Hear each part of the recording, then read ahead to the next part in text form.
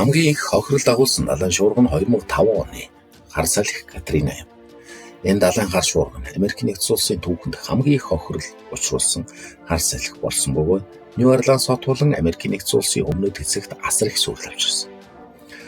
Хар салхи Катриныг тухай товчхон мэдээлэл 2005 оны 8 дугаар сарын 23 анх үүссэн бол салхины хурд нь 280 км цаг буюу 5 дугаар зэргийн хар салхинд тооцогддог. 1800 гаруй амь өргөцсөн. Ойролцоогоор 120 тэрбум $, эдийн засгийн хохирол учирсан.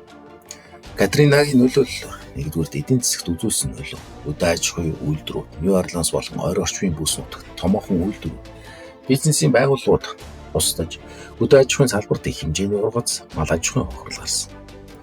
Бизнесийн үйл ажиллагаа зогсонгүй байдал орж ажлын байрнууд цөөрсөн.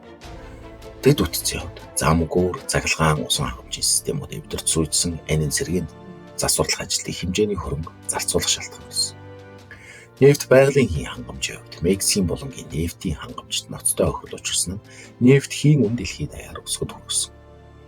Хоёрдугаар нийгэмд үзүүлсэн бол орон гэрээ болсон хүмүүс олон зуун мянган хүн орон гэрээ алдаж олон нийтийн туслам шаардлагатай болсон. Нью Орлеанс хотын оршин суугчдаас 80-аас илүү хувь нүүлгэн шилжүүлэгдсэн. Эрүүл мэндийн асуудлууд зэвэр ус, хоол хүнс дутмаг байсан тул өвчин дэлгэрч хүмүүс эрүүл мэндийн үйлчилгээ авах боломжгүй болсон. Эмнэлгийн үйлчилгээний байгууллагууд нь сүйтгэсэн. Ядуурлын төвшин, үйлдвэрлэлийн бууралт, орон гэр бүл, ажил үйлдлийн төвшин ихсэж ядуурл нэмэгдсэн. 3-дугаар байгаль орчинд үзүүлсэн бол экосистемд учруулсан хохирол, хар салхи далайн нэрэг, намаг, оймуудыг сүйтгэсэн.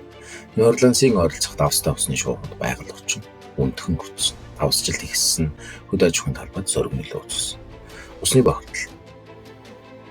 Үер давцсан нутгуудад усны хангамж бохирдож хавдарт өвчнүүд үүсгэж хүргэсэн. Малын хордол, мал аж ахуй хүн дээр хохирч амьтдын нутагчлалын бүс үүсгсэн.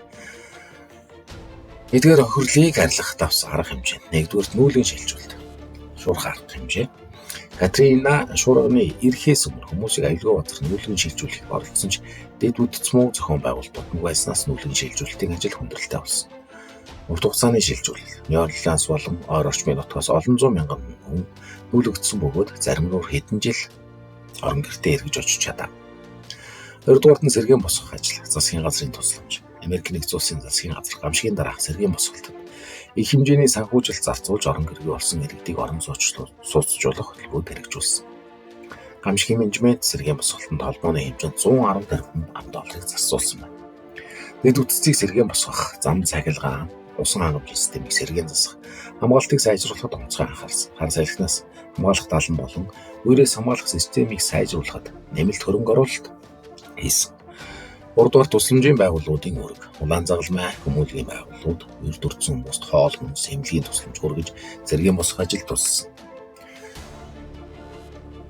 Сайн дурынхан олон тоогоор оролцож гамшигын дараах нөхцөл байдлыг сайжруулахад нэмрээ оруулсан. 4-дүгээрт гамшигын менежментийг сайжруулах, хамгаалтын арга хэмжээ. Хар салхинаас үүдэлтэй далайн давалгааны эсрэг далайн эргийн хамгаалтыг сайжруулж үерийн хамгаалтын дэд үтцийг шинжилсэн.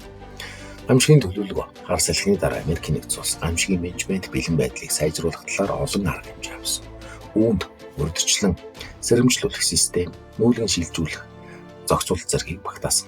Хар салхи Катрина Америк нэгдсэн улсад эдийн засаг, нийгэм, байгаль орчны хувьд асар их хохирол учруулсан. Гамшигын менежмент сэргээн босгох ажилд их хэмжээний нөөц, цаг хугацаа зарцуулсан ч урт хугацаанд дахин давтагдах эрсдлээ сэргийлэх томоохон сургамж болсон юм.